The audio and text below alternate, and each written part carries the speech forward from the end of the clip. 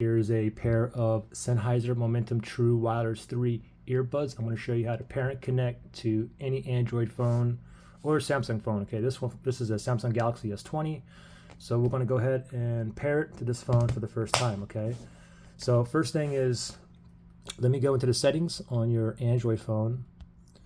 So just go to settings. My settings is right here.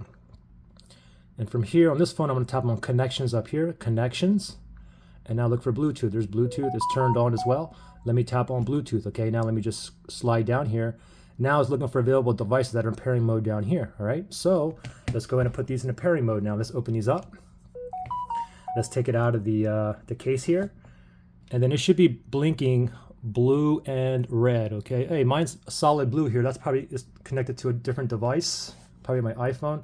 So let me press and hold right here the sensors for 3 seconds or until I see it blinking red and blue. So I'm holding, there it is. You can see red and blue right there now. And now let's see if it found it here. Let me go down one. Oh, not here yet.